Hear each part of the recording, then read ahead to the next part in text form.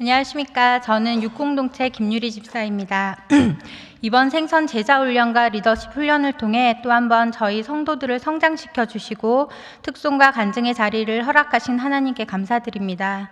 저는 기쁨의 교회를 통해 하나님을 만나 삶이 완전히 변화되고 가정을 지켜낼 수 있었던 은혜를 나누고자 합니다. 저희 할아버지 할머니께서는 이웃 교회에서 장로와 권사의 직분을 맡으시고 교회를 깊이 섬기며 하나님 나라를 위해 평생을 헌신하셨습니다. 하지만 저희 아버지는 청년 시절 이후 믿음을 접으셨고 불교 집안의 딸과 결혼하시면서 아버지와 어머니는 하나님보다는 세상과 가까운 삶을 사시게 되었습니다. 권위적이셨던 아버지와 저와 11살 터울의 늦둥이를 낳고 사업에 바쁘셨던 어머니 사이에서 저와 여동생은 정서적으로 기댈 곳 없는 어려움을 겪었고 부모님께서는 성격 차이로 인해 자주 다투시며 저희는 심리적으로 불안한 유년을 보내게 되었습니다. 중학교 시절 저는 이로 인해 방황하고 마음 둘 곳이 없는 상태에서 부모님께 반항적인 행동을 하며 갈등을 키우기도 했습니다. 그 시절 누군가 너만 그런 게 아니야, 네 또래가 자연스럽게 겪는 과정이야 하고 말해주었다면 어땠을까 하는 안타까움이 있었습니다. 그렇게 칭찬보다는 질책을 들으며 저는 인정받고 싶어하는 마음이 커졌고 점점 타인의 시선과 평가에 의존하며 인정 욕구가 강해진 것 같습니다. 어떤 일을 하든지 최선을 다하고 열심히 살았지만 제 내면의 공허함은 무엇으로도 채워지지 않았습니다.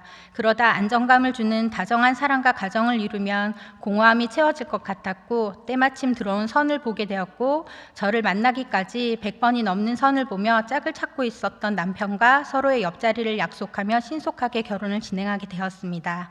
신혼 초에 서로의 다름을 발견하며 저는 남편을 제 스타일로 바꾸려고 무척이나 애썼습니다. 저는 청결과 정리가 중요했지만 남편은 자유로운 성격으로 물건 놓는 것이 제자리이고 녹슨 차도 불편해하지 않을 만큼 무던한 사람이었습니다. 안정을 얻기 위해 선택한 결혼 생활이 매일 전쟁 같았고 그때 큰 고모의 건의로 기쁨의 교회에 나오게 되었습니다. 살면서 한 번도 내가 왜 존재하는지에 대해 또 삶은 무엇인가에 대해 의구심도 없었고 그저 목적 없는 열심과 인정받기 위해 애쓰기만 하던 삶이었습니다.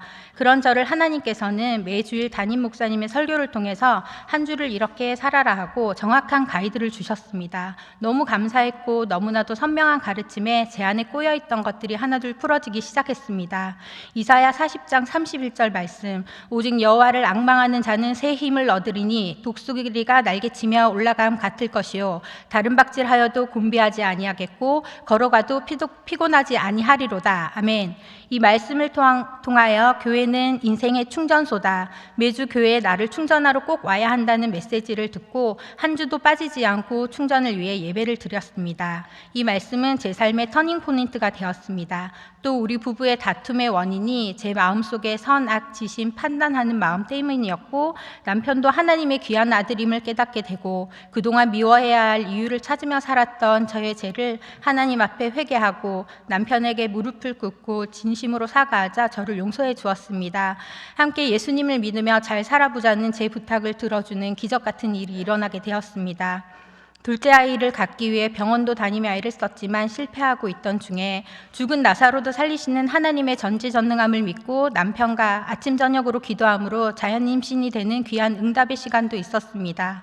비록 유산이 되었지만 저희의 간절한 기도를 들으시는 하나님을 경험했기에 하나도 슬프지 않았습니다. 또 자기 연민에 빠져 어린 시절에 부모님을 원망하던 마음을 역전시키시며 간증의 시간들을 통해 오히려 아버지를 고독하게 해드렸던 과거를 회개하게 하시고 그로 인해 아버지와의 관계가 회복되며 교회에 나오시게 됐고 할머니의 오랜 기도 제목이 저를 통해 결실을 맺었다고 정말 기뻐하시는 시간도 허락해 주셨습니다.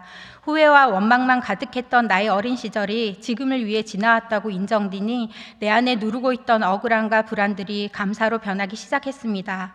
돈은 배설물이다. 하나님과 돈은 절대 같이 갈 수 없다는 목사님의 말씀을 통해 돈의 노예가 되지 않도록 기도하며 철저한 헌금 생활을 위해 기도했고 매일 아침에 매장 문을 열고 모든 것이 하나님께로부터 왔음을 고백하며 모든 주권과 모든 재정을 하나님께 맡겨드리는 기도로 하루를 시작하게 되었습니다.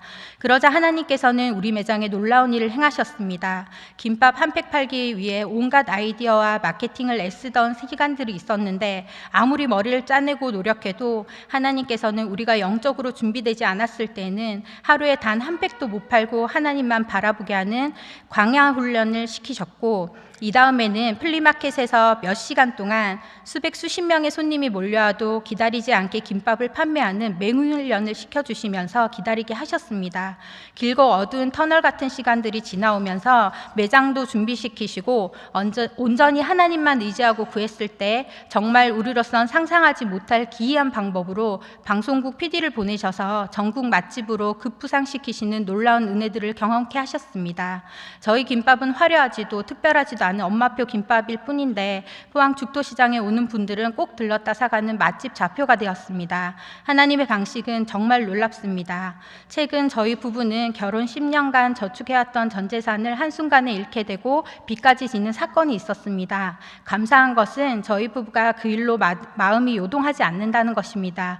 오히려 주신 것도 하나님이시고 거두시는 것도 하나님이시기에 그만한 이유가 있으리라는 생각을 하게 해주셔서 저희에게 주어진 예배와 찬양을 기쁘게 감당할 수 있었습니다.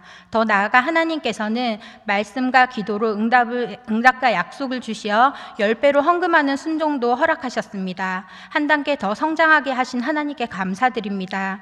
또 저희 가정을 통해 오랫동안 은둔 생활을 하던 사촌 동생이 회심하여 교회를 나오게 되고, 교회 다니는 건 좋지만 같이 나가자는 소리는 절대 하지 말라던 친구가 교회를 나오는 귀한 일도 허락하셨습니다. 저는 꿈꾸는 사람이 되었습니다. 단순한 우리의 생업이 아니라 하나님께서 킹덤 비즈니스로 확장하시고 사용하시길 기도하며 지혜를 구하고 있습니다. 저에겐 기쁨의 교회는 영적 충정소이자 훈련소입니다. 쓰러지지도 지치지도 않으시는 오뚜기 같으신 담임 목사님이 교관이 되셔서 독수리 둥지를 통해 각 사업장을 킹덤 비즈니스의 현장이 될 수 있도록, 또 나아가야 할 방향을 서로 나누고 중보할 수 있도록 훈련시켜 주십니다.